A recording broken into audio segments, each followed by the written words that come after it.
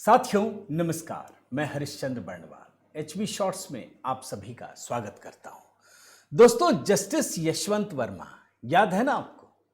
उन्हीं के घर पर मिला था कैश, वो जो जली हुई नोटों की गड्डियां। भूल तो नहीं गए? उन्होंने इस्तीफा दे दिया है। अब देखिए, ये खबर तो बहुत सारी खबरों के बीच दब गई। मेन स्ट्रीम मीडिया ने दिखाया नहीं, किसी ने बताया नहीं। अब बता भी दिया हो तो वो अखबार के किसी कोने में या टीवी के 100 खबरों में फटाफट न्यूज में चला होगा। लेकिन ये खबर बड़ी क्यों है दोस्तों, इस बात को समझना बहुत जरूरी है। जस्टिस यशवंत वर्मा, उन्होंने इस्तीफा तो दे दिया, लेकिन पूरे के पूरे सिस्टम को ठेंगा दिखाकर चले गए। जुडिशरी पर दोस्तों इतना बड़ा सवाल कभी खड़ा नहीं हुआ। आप बोलेंगे क्यों? देखिए, कितना बड़ा मामला है। आपको याद दिलाता हूं, 15 मार्च 2025 को इनके घर में जब आग लग गई थी, जब बुझाने के लिए गए लोग, तो 500 रुपये के जले अध जले नोट मिले थे।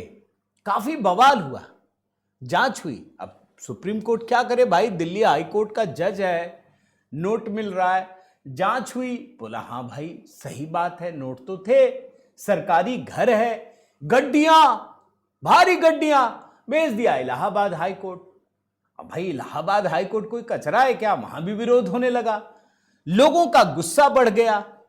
अब उसके बाद फिर जांच हुई और आखिरकार राष्ट्रपति को यह प्रस्ताव भेजा, भारत सरकार को भेजा कि भैया ये हटा दीजिए। अब इसमें भी झगड़ा हुआ। आप जानते हैं, वो जो हमारे उपराष्ट्रपति हैं धनखड़ साहब, वो इसी मुद्दे पे तो उन्होंने कुछ उल्टी सीधी हरकतें की थी, आप भी जानते हैं ना। लेकिन इनका इंपीचमेंट का प्रोसेस शुरू हो गया, ये बात तो है। सरकार, विपक्ष, सारे लोग कोशिश कर रहे थे, लेकिन चूंकि सरकार जानती है कि इनको हटाना है, महाभियोग करना है, ये प्रोसेस चल ही रहा था कि अब जाकर के जस्टिस यशवंत वर्मा ने इस्तीफा दे दिया, चले गए। अब ये जो पूरा प्रोसेस है ना, वो खत्म हो गया, लेकिन कई सारे सवाल छोड़ गया दोस्तों। क्या जज अगर भ्रष्टाचार करते हैं, करप्ट हैं, तो क्या उन पर कोई कार्रवाई नहीं होगी? कुछ नहीं होगा, कोई एफआईआर नहीं, कोई एक्शन नहीं, कुछ नहीं। अच्छा, इस्तीफा क्या दिया, इस्तीफा क्यों दिया, जरा इस बात को भी समझिए। इस्तीफा देने से होता क्या है, यह भी समझ लीजिए। दरअसल अगर वो इस्तीफा दे देते हैं तो जो महाभियोग की प्रक्रिया है ना, वो खत्म हो जाती है, फिर कोई अर्थ नहीं रहता। और जब ये इस्तीफा दे देते हैं तो जज के रूप में इनको जो सुविधाएं मिलती हैं वो जीवन पर्यंत मिलती रहेंगी। लेकिन फिर सवाल खड़े हो गए दोस्तों कि आखिर कार्रवाई क्यों नहीं हुई, क्या होगी? देखिए, आज तक कभी किसी जज का महाभियोग हुआ नहीं है। इससे पहले 2 और वाकये हो चुके हैं। जैसे मैं आपको बताऊं, justice Soumitra Sen, Calcutta high court, 2011 में उन पर फंड की हेराफेरी के आरोप लगे थे। जांच में दोषी पाए जाने के बाद राज्यसभा ने उन्हें हटाने का प्रस्ताव भारी बहुमत से पास कर दिया। लोकसभा में वोटिंग होती उससे पहले इस्तीफा दे दिया।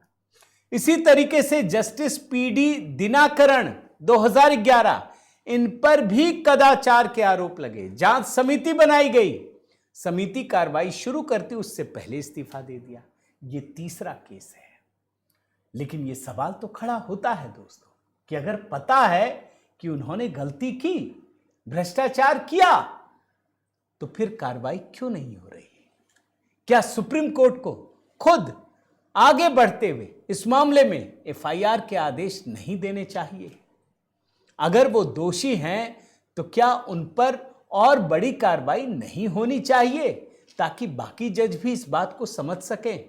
जरूर कमेंट करके बताइएगा दोस्तों, ताकि पता चले कि आप क्या सोचते हैं।